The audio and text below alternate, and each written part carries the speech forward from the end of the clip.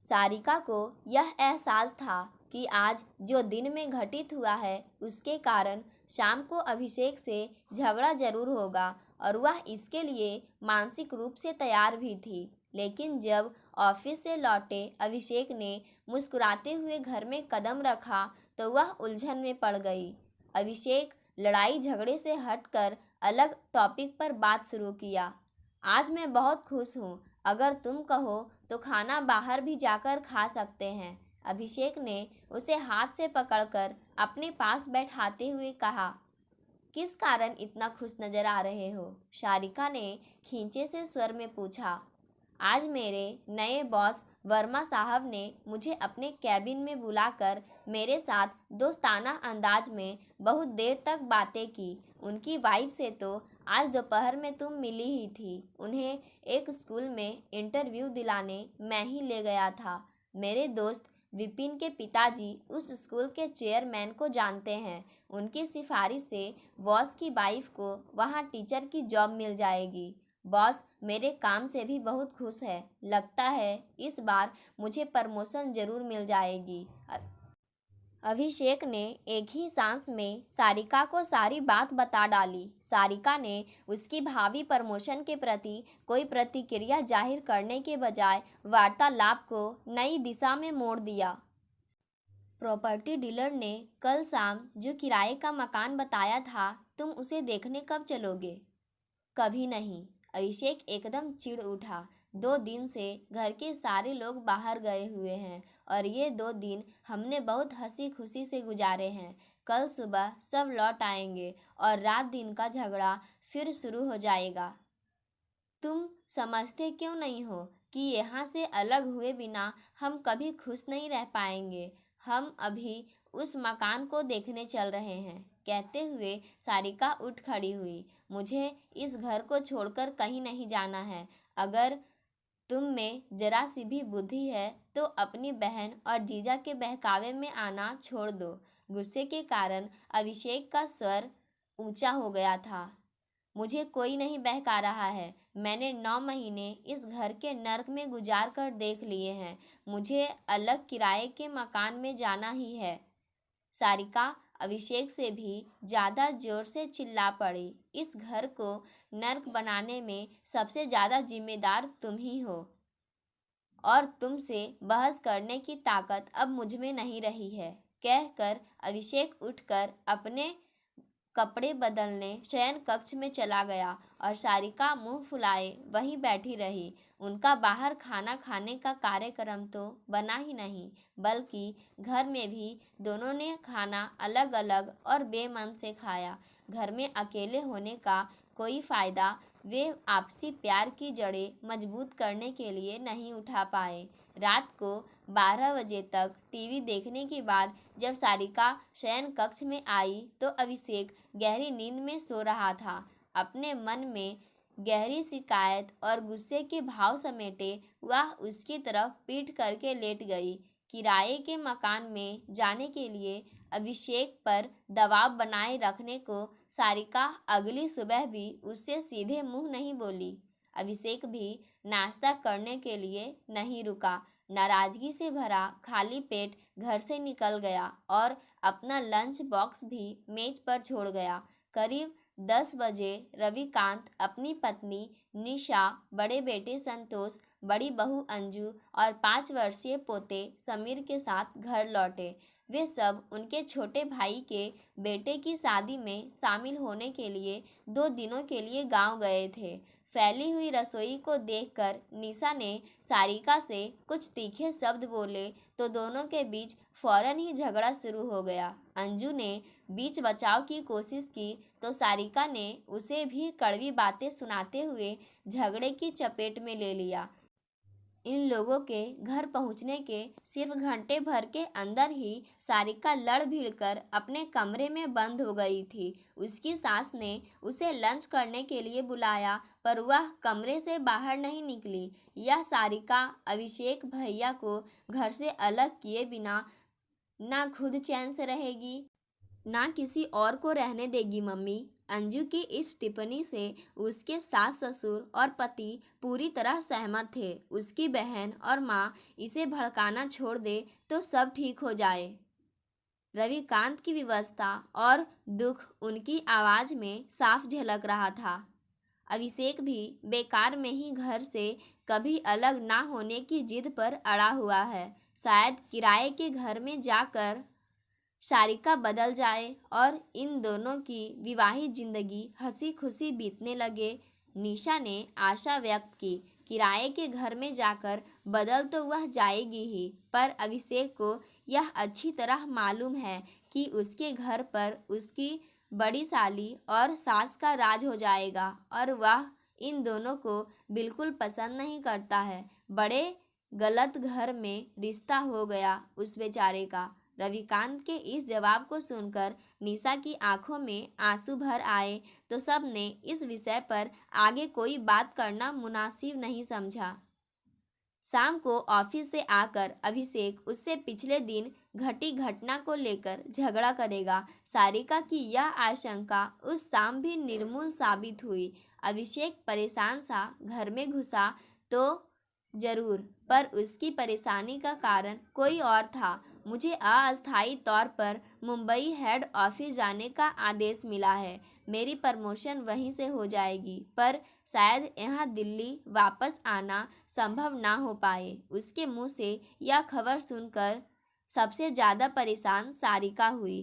Promotion के बाद कहाँ जाना पड़ेगा आपको? उसने चिंतित लहजे में पूछा। अभी कुछ पता नहीं। हमारी कंपनी की कुछ शाखाएं तो ऐसी घटिया जगह है जहां ना अच्छा खाना पीना मिलता है और ना अस्पताल स्कूल जैसी सुविधाएं ढंग की है। अभिषेक के इस जवाब को सुनकर उसका चेहरा और ज़्यादा उतर गया। तब आप प्रमोशन लेने से इनकार कर दो। सारिका एकदम चिढ़ उठी। मुझे दिल्ली छोड़कर धक्के खाने कहीं और नहीं जाना है।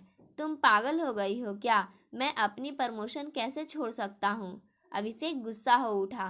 तब इधर उधर धक्के खाने आप अकेले जाना। मैं अपने घर वालों से दूर कहीं नहीं जाऊंगी। अपना फैसला सुनाकर नाराज होते हुए सारिका अपने कमरे में घुस गई।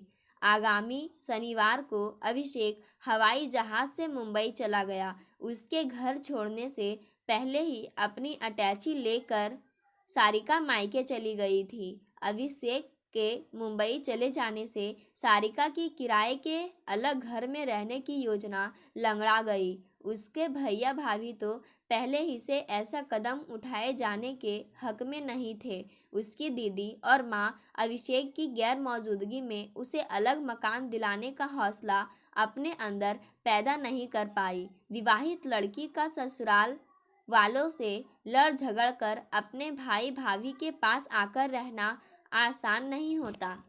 यह कड़वा सच सारिका को जल्द ही समझ में आने लगा। कंपनी के गेस्ट हाउस में रह रहा अभिषेक उसे अपने पास रहने को नहीं बुला सकता था और सारिका ने अपने ससुराल वालों से संबंध इतने खराब कर रखे थे कि वे उसे अभिषेक की गैर मौजूदगी में बुलाना नहीं चाहते थे। सबसे पहले सारिका के संबंध अपनी भाभी से बिगड़ने शुरू हुए। घर के कामों में हाथ बटाने को लेकर उनके बीच झड़पें शुरू हुई और फिर भाभी को अपनी ननद की घर में मौजूदगी बुरी तरह खलने लगी। सारिका की मां ने अपनी बेटी की तरफदारी की तो उनका बेटा उनसे झगड़ा करने लगा। तब सारिका की बड़ी बहन और जीजा को झगड़े में कूदना पड़ा। फिर टेंशन बढ़ती चली गई। हमारे घर की सुख शांति खराब करने का सारिका को कोई अधिकार नहीं है माँ। इसे या तो अभिषेक के पास जाकर रहना चाहिए था या फिर अपने ससुराल में। अब और ज़्यादा इसकी इस घर में मौजूदगी मैं बर्दाश्त नहीं करूँगा। अपने बेटे की इस चेतावनी को सुनकर सारिका की मां ने घर में काफ़ी क्लेश किया, पर ऐसा करने के बाद उनकी बेटी का घर में आदर सम्मान बिल्कुल समाप्त हो गया। बहू के साथ अपने संबंध बिगाड़ना उनके हित में नहीं था, इसलिए सारिका की मां ने अपनी बेटी की तरफदारी करना बंद कर दिया। उनमें आए बदलाव को नोट करके सारिका उनसे नाराज रहने लगी थी। सारिका की बड़ी बहन को भी अपने इकलौते भाई को नाराज करने में अपना हित नजर नहीं आया था। अभिषेक की प्रमोशन हो जाने की खबर मिलते ही उसने अपनी छोटी बहन को सलाह दी, सारिका, तुझे अभिषेक के साथ जाकर ही रहना पड़ेगा। भैया के साथ अपने संबंध इतने ज़्यादा मत बिगाड़ कि उसके घर के दरवाजे तेरे लिए सदा के लिए बंद हो जाए। तब तक अभिषेक के पास जाने की सुविधा नहीं हो जाती। तू अपनी ससुराल में जाकर रह। तुम सब मेरा यूँ साथ छोड़ दोगे, ऐसी उम्मीद मुझे बिल्कुल नहीं थी। तुम लोगों के बहकावे में आकर ही मैंने अपनी ससुराल वालों से संबंध बिगाड़े हैं, यह मत भूलो दीदी। सारिका के इस आरोप को सुनकर उसकी बड़ी बहन इतनी नाराज हुई कि दोनों के बीच बोलचाल ना के बराबर रह गई। अभिषेक के लिए सारिका को मुंबई बुलाना संभव नहीं था। सारिका को बिन बुलाए ससुराल लौटने की शर्मिंदगी से हालात ने बचाया। दरअसल अभिषेक को मुंबई गए करीब 2 महीने बीते थे, जब एक साल उसके सहयोगी मित्र अरुण ने सारिका को आकर बताया, आज हमारे बॉस वर्मा साहब के मुंह से बातों बातों में एक काम की बात निकल गई। अभिषेक के दिल्ली लौटने की बात बन सकती है। कैसे? सारिका ने फौरन पूछा। अनुकंपा के आधार पर उसकी पोस्टिंग यहाँ हो सकती है। मैं कुछ समझी नहीं। सारिका के चेहरे पर उलझन के भाव उभरे। मैं पूरी बात विस्तार से समझाता हूँ। देखो, अगर अभिषेक यह अर्जी दे कि दिल के रोगी पिता की देखभाल के लिए उसका उनके पास रहना जरूरी है, तो वर्मा साहब के अनुसार उसका तबादला दिल्ली किया जा सकता है। लेकिन अभिषेक के बड़े भैया भाभी भी तो मेरे सास ससुर के पास रहते हैं। इस कारण क्या अभिषेक की अर्जी नामंजूर नहीं हो जाएगी? उनका तो अपना फ्लैट है ना। वह तो है। अगर वे अपने फ्लैट में शिफ्ट हो जाए तो अभिषेक की अर्जी को नामंजूर करने का यह कारण समाप्त हो जाएगा। यह बात तो ठीक है। तब आप अपने जेठ जेठानी को उनके फ्लैट में जाने को फटाफट राजी करके वर्मा साहब से मिलने आ जाओ। ऐसी सलाह देकर अरुण ने विदा ली। सारिका ने उसी वक्त अभिषेक को फ़ोन मिलाया। तुम जाकर भैया भाभी से मिलो सारिका, मैं भी उनसे फ़ोन पर बात करूँगा। अभिषेक सारी बात सुनकर बहुत खुश हो उठा था। सारिका को झिझक तो बड़ी हुई, पर अपने भावी फायदे के बात सोचकर वह अपनी ससुराल जाने को 15 मिनट में तैयार हो गई। अभिषेक के बड़े भाई ने उसकी सारी बात सुनकर गंभीर लहजे में जवाब दिया, सारिका, इससे ज़्यादा खुशी की बात और क्या हो सकती है कि अभिषेक का तबादला दिल्ली में हो जाए, पर मुझे अपने फ्लैट को किराए पर मजबूरन चढ़ाना पड़ेगा। उसकी मासिक किस्त मैं उसी किराए से भर पाऊंगा। अभिषेक और सारिका के बीच फ़ोन पर 2 दिनों तक दसियों बार बातें हुई और अंत में उन्हें बड़े भैया के फ्लैट की किस्त अभिषेक की पगार से चुकाने का निर्णय मजबूरन लेना पड़ा। सप्ताह भर के अंदर बड़े भैया का परिवार अपने फ्लैट में पहुंच गया और सारिका अपना सूटकेस लेकर ससुराल लौट आई। अभिषेक ने कुरियर से अपनी अर्जी सारिका को भिजवा दी। उसे इस अर्जी को अभिषेक के बॉस वर्मा साहब तक पहुंचाना था। सारिका ने फ़ोन करके उनसे मिलने का समय मांगा तो उन्होंने उसे रविवार की सुबह अपने घर आने को कहा। क्या मैं आपसे ऑफिस में नहीं मिल सकती हूँ सर? सारिका इन शब्दों को बड़ी कठिनाई से अपने मुख से निकाल पाई। मैं तुम्हें ऑफिस में ज़्यादा वक्त नहीं दे पाऊँगा सारिका। मैं घर पर सारे कागजात तसल्ली से चेक कर लूँगा। मैं नहीं चाहता हूँ कि कहीं कोई कमी रह जाए। यह मेरी भी दिली इच्छा है कि अभिषेक जैसा मेहनती और विश्वसनीय इंसान वापस मेरे विभाग में लौट आए। क्या तुम्हें मेरे घर आने पर कोई ऐतराज़ है ना? नो सर, मैं रविवार की सुबह आपके घर आ जाऊंगी, कहते हुए सारिका का पूरा शरीर ठंडे पसीने से नहा गया था। उसके साथ वर्मा साहब के घर चलने के लिए हर कोई तैयार था, पर सारिका सारे कागज लेकर वहां अकेली पहुंची। उनके घर में कदम रखते हुए वह शर्म के मारे खुद को जमीन में गड़ता महसूस कर रही थी। वर्मा साहब की पत्नी शिखा का सामना करने की कल्पना करते ही उसका शरीर कांप उठता था। अभिषेक के मुंबई जाने से कुछ दिन पूर्व ही वह शिखा से पहली बार मिली थी। उस मुलाकात में जो घटा था उसे याद करते ही उसका दिल किया कि वह उल्टी भाग जाए, लेकिन अपना काम कराने के लिए उसे वर्मा साहब के घर की दहलीज लांघनी ही पड़ी। अचानक उस दिन का घटना चक्र उसकी आंखों के सामने घूम गया। उस दिन अभिषेक शिखा को एक स्कूल में इंटरव्यू दिलाने ले जा रहा था। अभिषेक का बैंक उस स्कूल के पास ही था। उसे बैंक में कुछ पर्सनल काम कराने थे। जितनी देर में शिखा स्कूल में इंटरव्यू देगी उतनी देर में वह बैंक के काम करा लेगा। ऐसा सोचकर अभिषेक कुछ जरूरी कागज लेने शिखा के साथ अपने घर आया था। सारिका उस दिन अपनी माँ से मिलने गई हुई थी। वह उस वक्त लौटी जब शिखा एक गिलास ठंडा पानी पीकर उनके घर से अकेली स्कूल जा रही थी। वह शिखा को पहचानती नहीं थी, क्योंकि वर्मा साहब ने कुछ हफ्ते पहले ही अपना पदभार संभाला था। कौन हो तुम? मेरे घर में किस लिए आना हुआ? सारिका ने बड़े खराब ढंग से शिखा से पूछा। अभिषेक और मेरे पति एक ही ऑफिस में काम करते हैं। मेरा नाम शिखा है। सारिका के गलत व्यवहार को नज़रअंदाज करते हुए शिखा मुस्कुरा उठी थी। मेरे घर में तुम्हें मेरी गैर मौजूदगी में आने की कोई ज़रूरत नहीं है। अपने पति को धोखा देना है तो कोई और शिकार ढूंढो। मेरे पति के साथ इश्क लड़ाने की कोशिश की तो मैं तुम्हारे घर आकर तुम्हारी बेइज्जती करूँगी। उसे यूं अपमानित करके सारिका अपने घर में घुस गई थी। तब उसे रोज लगता था कि अभिषेक उसके साथ उसके गलत व्यवहार को लेकर जरूर झगड़ा करेगा, पर शिखा ने अभिषेक को उस दिन की घटना के बारे में कुछ बताया ही नहीं था।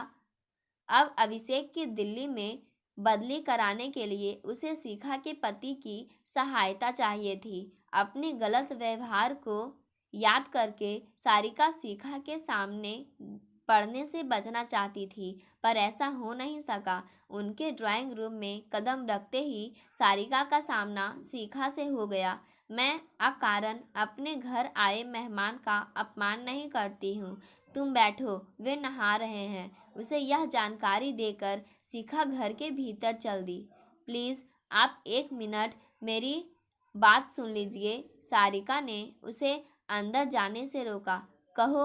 अपने होठों पर मुस्कान सजाकर शिखा उसकी तरफ देखने लगी। मैं उस दिन के अपने खराब व्यवहार के लिए क्षमा मांगती हूँ। सारिका को अपना गला सूखता सा लगा। क्षमा तो मैं तुम्हें कर दूंगी, पर पहले मेरे एक सवाल का जवाब दो। यह ठीक है कि तुम मुझे नहीं जानती थी, पर अपने पति को तुमने चरित्रहीन क्यों माना? शिखा ने चुभते स्वर में पूछा। उस दिन मुझसे बड़ी भूल हुई। वे चरित्रहीन नहीं है, सारिका ने दबे स्वर में जवाब दिया। मेरी पूछताछ का भी यही नतीजा निकला था। फिर तुमने हम दोनों पर शक क्यों किया था? उन दिनों मैं काफ़ी परेशान चल रही थी। मुझे माफ़ कर। सॉरी सारिका, तुम माफ़ी के लायक नहीं हो। तुम्हारी उस दिन की बदतमीजी की चर्चा मैंने आज तक किसी से नहीं की है, पर अब मैं सारी बात अपने पति को ज़रूर बताऊंगी। प्लीज़ आप उनसे कुछ ना कहे। मेरी नज़रों में तुम कैसी भी सहायता पाने की पात्रता नहीं रखती हो। मुझे कई लोगों ने बताया है कि तुम्हारे खराब व्यवहार से अभिषेक और तुम्हारे ससुराल वाले बहुत परेशान हैं। अपने किए का फल सबको भोगना ही पड़ता है, सो तुम भी भोगो। शिखा को फिर से घर के भीतरी भाग की तरफ जाने को तैयार देख सारिका ने उसके सामने हाथ जोड़ दिए। मैं आपसे वादा करती हूँ कि मैं अपने व्यवहार को पूरी तरह बदल दूंगी। अपनी माँ और बहन का कोई भी हस्तक्षेप अब मुझे अपनी विवाहित जिंदगी में स्वीकार नहीं होगा। मेरे अकेलेपन और उदासी ने मुझे अपनी भूल का एहसास बड़ी गहराई से करा दिया है। ठीक है, अगर तुमने अपना घर बचाने के लिए अपने मायके के लोगों से सलाह लेना बंद कर दिया है, तब अभिषेक जरूर वापस आ जाएगा। हंसी खुशी से रहने की नई शुरुआत के लिए तुम्हें मेरी शुभकामनाएं सारिका। आज से तुम मुझे अपनी बड़ी बहन मानोगी तो मुझे बड़ी खुशी होगी। थैंक यू दीदी। भाव विभोर हो इस बार सारिका उनके गले लगकर खुशी के आंसू बहाने लगी थी। वर्मा साहब के प्रयास से 4 दिन बाद अभिषेक के दिल्ली तबादला होने के आदेश निकल गए। इस खबर को सुनकर सारिका अपनी सास के गले लगकर खुशी के आंसू बहाने लगी थी। उसी दिन शाम को अभिषेक के बड़े भैया वर्मा साहब का धन्यवाद प्रकट करने उनके घर काजू की बर्फी के डिब्बे के साथ पहुंचे। अब तो सब ठीक हो गया ना संतोष? सब बढ़िया हो गया सर। कुछ दिनों में अभिषेक बड़ी पोस्ट पर यहीं आ जाएगा। सारिका का व्यवहार अब सबके साथ अच्छा है। अपनी माँ और बहन के साथ उसकी फ़ोन पर ना के बराबर बातें होती है। बस एक बात ज़रा ठीक नहीं है सर। कौन सी संतोष? सर, संयुक्त परिवार में मैं और मेरा परिवार बहुत खुश थे। अपने फ्लैट में हमें बड़ा अकेलापन सा महसूस होता है। संतोष का स्वर उदास हो गया। अपने छोटे भाई के वैवाहिक जीवन को खुशियों से भरने के लिए यह कीमत तुम खुशी खुशी चुका दो संतोष। अपने फ्लैट की किस्त के नाम पर तुम अभिषेक से हर महीने 10,000 लेने कभी बंद मत करना। यह अतिरिक्त खर्चा ही सारिका के दिमाग में किराए के मकान में जाने का कीड़ा पैदा नहीं होने देगा। आप ठीक कह रहे हैं सर। वैसे अभिषेक से रुपये लेकर मैं नियमित रूप से बैंक में जमा कराऊंगा। भविष्य में इस मकान को तोड़कर नए सिरे से बढ़िया और ज़्यादा बड़ा 2 मंजिला मकान बनाने में यह पैसा काम आएगा। तब मैं अपना फ्लैट बेच दूंगा और हम दोनों भाई फिर से साथ रहने लगेंगे। संतोष भावुक हो उठा। पिछले दिनों अभिषेक को मुंबई भेजने और तुम्हारे फ्लैट की किस्त उससे लेने की हम दोनों के बीच जो खिचड़ी पकी है, उसकी भनक किसी को कभी नहीं लगनी चाहिए। वर्मा साहब ने उसे मुस्कुराते हुए आग्रह किया। ऐसा कभी नहीं होगा सर। आप मेरी तरफ से शिखा मैडम को भी धन्यवाद देना। उन्होंने अभिषेक के विवाहित जीवन में सुधार लाने का बीड़ा ना उठाया होता तो हमारा संयुक्त परिवार बिखर जाता। अंत भला तो सब भला। वर्मा साहब की इस बात ने संतोष के चेहरे को फूल सा खिला दिया था। पाठकों, आज की कहानी यहीं समाप्त होती है। धन्यवाद।